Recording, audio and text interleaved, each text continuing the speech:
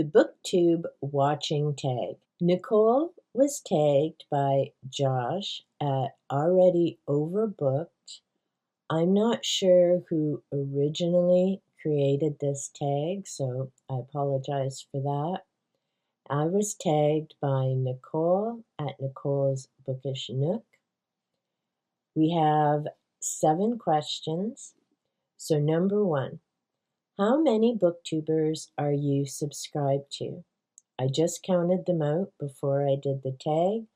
Currently I'm at 64, and I know that number is going to change, and I'm trying to figure out how to keep up with the different channels, and it's the same struggle many people have. There are only so many hours in a day. There are a number of amazing videos out there, but there's other things to do as well. Like in my case, find my floor, spend time with my fur kids, all that type of thing. Number 2, when do you normally watch BookTube?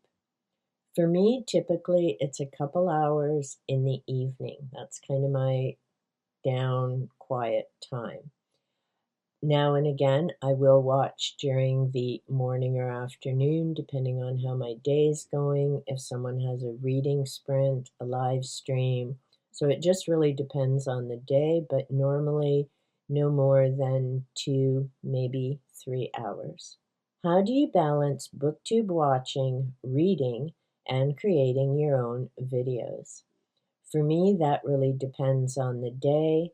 Creating my own videos, if you've noticed, there's several I may do at once. I really like that be able to schedule feature that I just clued into a while ago, and that certainly made life easier because I may have 3 or 4 videos planned, and unlike when I first started and it took me a whole morning to do one video, now in a morning I can record 4 or 5, and then I just have to do some basic editing, upload them, and schedule them. As far as my reading, I typically do that in the afternoon because I can only sit for so long at a time. So in the afternoon, I like to stretch out. Zena and I have our cuddle time, and that's normally when I'll read. And then watching BookTube comes in wherever I can fit it in, like I say, typically in the evenings. Number 4, is there a difference between videos you like watching and making your own videos? For this one, I would say not really. I make what I enjoy, talk about what I want to share, and in terms of what I watch, again, it's what I'm interested in. So if I happen to notice in a thumbnail, if it's a book that I'm curious about, or someone's doing a monthly wrap up, I will watch those. So that's part of how I pick and choose what I watch. It's based on, do I know the content creator? Is it a book that I'm interested in? Is it nature? Is it for kids?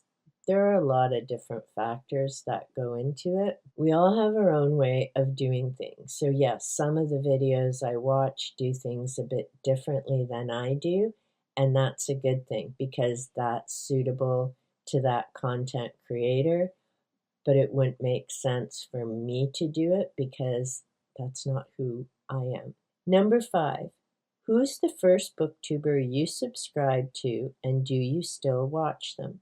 That was Renee from Beyond Books. Yes, I still watch her. Yes, we do still leave comments under each other's videos, and that has been a year plus.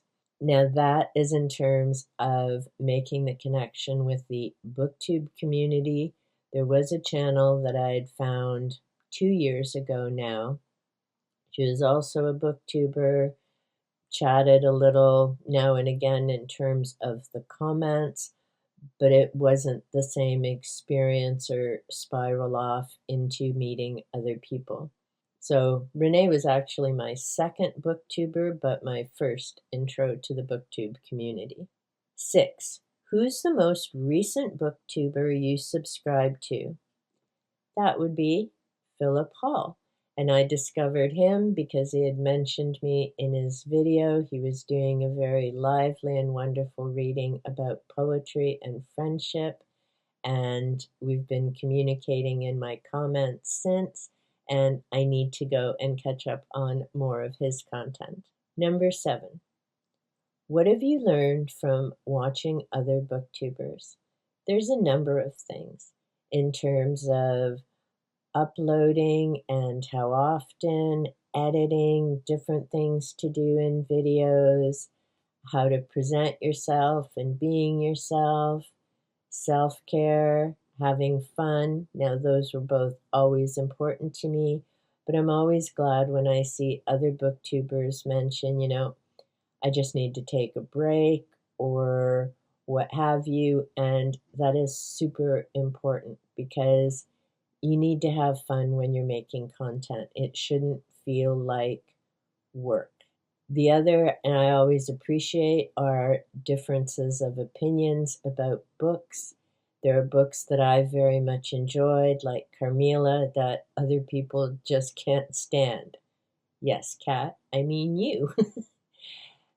There's books I didn't enjoy, like Fourth Wing. Kat loves it. I very much enjoyed A Court of Thorn and Roses, which surprised me. There are a number of people who can't stand it. So I think it's wonderful that we all have different experiences with books, and I enjoy hearing about those differences because it makes me rethink, what was I thinking when I was reading it? Why did I enjoy it? And this person, had other issues with it. And of course, the important thing to that is we all come at a book with our life experiences, our expectations. I don't typically read reviews before I've read a work. I may read them afterwards to see what people's opinions and ideas are, and I certainly watch videos afterwards because I'm curious. And so the important thing there is we all have our own different opinions about books. That's part of the joy of reading, having BookTube, being able to read and connect with viewers through comment sections. It's all about the conversation and sharing thoughts openly, as in open-minded, not this is what you should think about this book, but here's what I thought, listen to what the other person has to say, and yeah, that's the part I do very much enjoy about BookTube. Number 8 is to tag some of your favorite booktubers. If I did that, it would be a huge list. So I am going to say, if you're watching this, tag and you would like to do it, please feel free to do so. Be sure to tag me in the description box so I can come over and see your answers. Until next time, happy viewing and take good care.